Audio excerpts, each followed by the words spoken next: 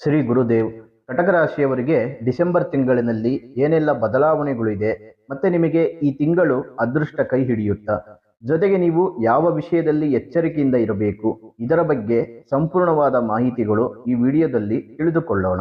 ಆದರೆ ಈ reel miss ಆಗೋಕ್ಕೂ ಮೊದಲು ವಿಡಿಯೋ ಸೇವ್ ಮಾಡಿಕೊಳ್ಳಿ, ಹಾಗೆ ಲೈಕ್ ಮಾಡಿ, ಶೇರ್ ಮಾಡಿ, ಜೊತೆಗೆ ನಮ್ಮ ಪೇಜ್ ಅನ್ನು ಫಾಲೋ ಮಾಡಿ. ಕಟಕ ರಾಶಿಯವರಿಗೆ ಈ ಡಿಸೆಂಬರ್ ತಿಂಗಳಿನಲ್ಲಿ ಸಮಯವು ಅಷ್ಟೊಂದು ಚೆನ್ನಾಗಿಲ್ಲದೆ ಇರುವ ಕಾರಣದಿಂದ ನೀವು ಮಾಡುವ ಕೆಲಸ ಕಾರ್ಯಗಳು ಸಲೀಸಾಗಿ ಅಷ್ಟೊಂದು ನಡೆಯುವುದಿಲ್ಲ. ಯಾವುದೇ ಹೊಸ ಯೋಜನೆಗಳನ್ನು ತೆಗೆದುಕೊಳ್ಳುವುದು ಉತ್ತಮವಲ್ಲ. ಇರುವ ಕೆಲಸಗಳನ್ನು ವೈಯಕ್ತಿಕವಾಗಿ ಗಮನ ಕೊಟ್ಟು ಮಾಡಬೇಕು. ಜೊತೆಗೆ ವಿವಾದಗಳಿರುವ ಜಾಗದಲ್ಲಿ ಹೋಗದಿರುವುದೇ ಉತ್ತಮ.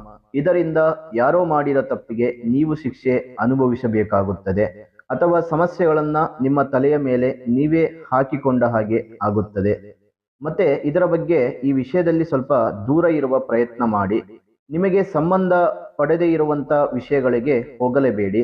ಇನ್ನು ಸರ್ಕಾರಿ ನೌಕರರಿಗೆ ಸಮಸ್ಯೆಗಳು ಹೆಚ್ಚಾಗಿ ಕಂಡು ಬರುತ್ತವೆ. ನಿಂದನೆಗಳಿಗೆ ತಲೆ ಕೆಡಿಸಿಕೊಳ್ಳಬೇಡಿ. ಮತ್ತೆ ರಿಯಲ್ ಎಸ್ಟೇಟ್, ಭೂ ಸಂಬಂಧಪಟ್ಟಂತ ಕೆಲಸಗಳು, ಗುತ್ತಿಗೆದಾರರು, ಕಟ್ಟಡ ನಿರ್ಮಾಣ ಇವರಿಗೆಲ್ಲರಿಗೂ ಕೂಡ ತೊಂದರೆಗಳು ಇರುತ್ತದೆ. ಸ್ವಲ್ಪ 2025 ಕೊನೆಯ ತಿಂಗಳಿನಲ್ಲಿ ಜಾಗ್ರತೆಯಿಂದ ಇರುವಂತದ್ದು ಒಳ್ಳೆಯದು. ಇನ್ನು ನೀವು ಬ್ಯಾಂಕಿನಿಂದ ದೊರಕಬೇಕಂತೆ ಸಾಲ, ಅದು ದೊರೆತು ನೀವು ಮಾಡುವ ಯೋಜನೆಗಳನ್ನ ಕೈಗೆ ಎತ್ತಿಕೊಳ್ಳುತ್ತೀರಿ. ಮತ್ತೆ ಉದ್ಯೋಗ, ವ್ಯಾಪಾರ, ವ್ಯವಹಾರದಲ್ಲಿ ಬೇರೆಯವರ ಸಹಕಾರ, ಸಪೋರ್ಟ್ ಇದ್ದರೆ ಉತ್ತಮ ರೀತಿಯ ಯಶಸ್ಸನ್ನ ಕಾಣುತ್ತೀರಿ.